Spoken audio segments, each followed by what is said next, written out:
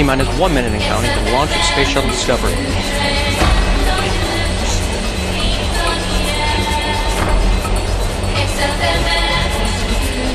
T-minus 50 seconds. Transferring the shuttle's internal power now. It's running on its onboard 3 fuel cells. Coming up on go for auto sequence start. The computers on board Discovery control the spacecraft. Okay, let's go for auto sequence start. 25. Minus 25 seconds and counting. 20. Minus 15 seconds and counting. 10 seconds to go from the engine start. 7, 6, 5, 4, 3, 2, 1. Booster ignition and liftoff of Shuttle Discovery. Combate Kudasai. Best of luck to the International Space Station's newest laboratory.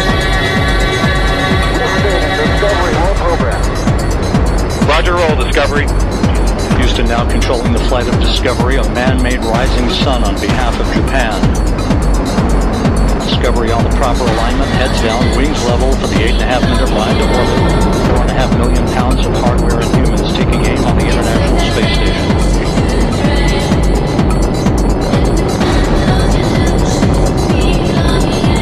36 seconds into the flight, the 3 liquid fuel main engines now throttling back to 72% of rated performance, going in the bucket, reducing the stress on the shuttle as it goes supersonic.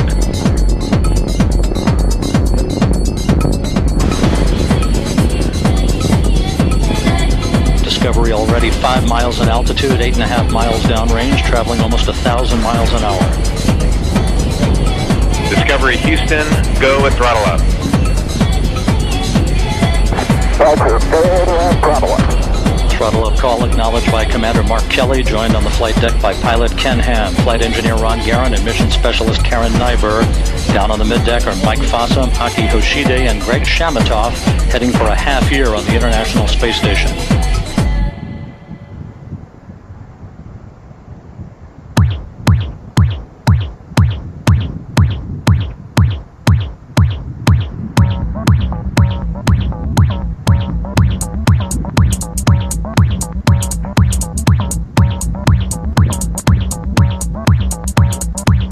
One minute 45 seconds into the flight.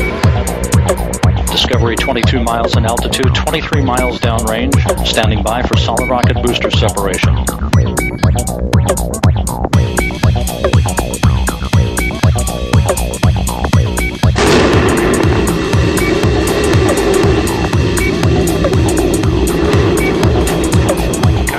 Booster officer confirms staging, a good solid rocket booster separation. Guidance now converging. The onboard computer steering the shuttle for the on-ramp to the highway for the International Space Station. Discovery 37 miles in altitude, 50 miles downrange, traveling 3,200 miles an hour.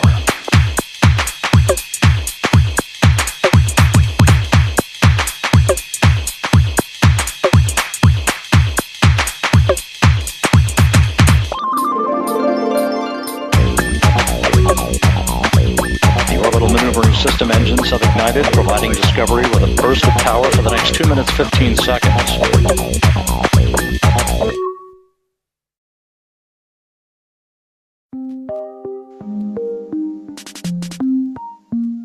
The orbiter will soon begin to roll to a heads-up position. Now beginning that roll to heads-up, the main engines now swiveling. The shuttle rolling to its position above the fuel tank, gaining more favorable communications through the tracking and data relay satellite system as it heads uphill. 6 minutes, 15 seconds into the flight, Discovery traveling almost 10,000 miles an hour, 397 miles downrange from the Kennedy Space Center. Icarus 104, your shutdown plan is nominal, and your go for the plus X, go for the pitch. Copy that, Terry. Copy the boundary. Nominal shutdown plan. Go for the plus X. Go for the pitch. Good read back, and you are pressed to MECO. Roger, pressed to MECO. press to main engine cutoff call by Commander Mark Kelly indicating should we lose a main engine, we can still make our nominal main engine cutoff targets. However, all three main engines hang in perfectly, as well as the auxiliary power units and the fuel cells at the 7-minute mark into the flight. Discovery now 515 miles downrange from the Kennedy Space Center, traveling 11,000 miles an hour. Very soon, the main engines will once again be throttled down to limit the stress on the shuttle and its 7 crew members to that of 3 times the effective gravity. Single engine press 104. Roger. Single engine press 104. At the time of main engine cutoff, a little more than a minute from now, Discovery will enter its preliminary orbit at a speed of 5 miles a second. Discovery 615 miles downrange from the Kennedy Space Center, looking great. Engines now throttling back. Less than a minute of powered flight remaining for Discovery. Traveling 14,000 miles an hour, almost 700 miles downrange from the Kennedy Space Center.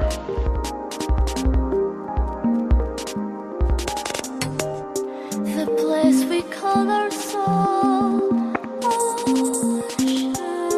Discovery passing 23,000 feet per second at the 8-minute mark into the flight. Flawless ascent so far for the orbiter.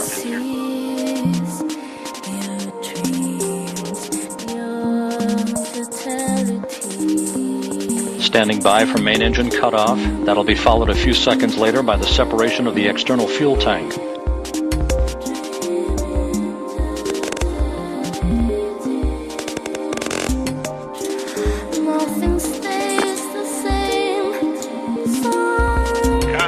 Booster officer confirms main engine cutoff, standing by for external tank separation.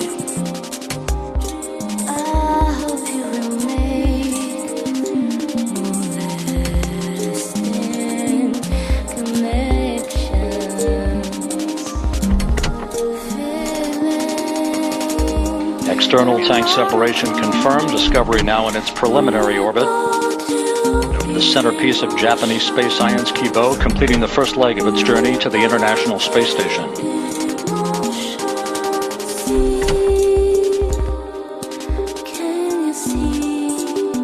This is Mission Control Houston, the first view of the discarded external fuel tank that was jettisoned and separated from the orbiter just moments after main engine cutoff following Discovery's climb to orbit. This video captured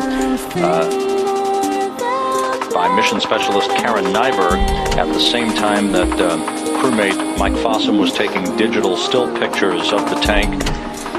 This while Discovery was a distance of about 1,450 feet away from the tank itself.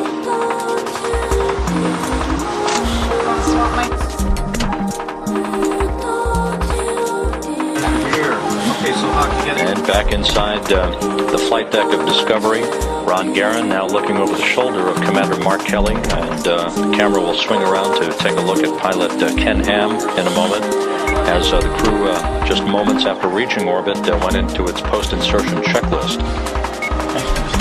Good view of the cockpit displays on Discovery.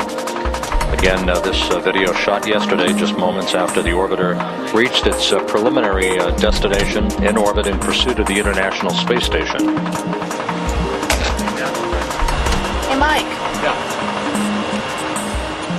Peering down into the middeck, Mike Fossum, as he began to emerge up onto the flight deck to join Karen Nyberg at the aft flight deck for the external tank video. There's Aki Hoshide, the Japan Aerospace Exploration Agency astronaut, in his first moments of weightlessness.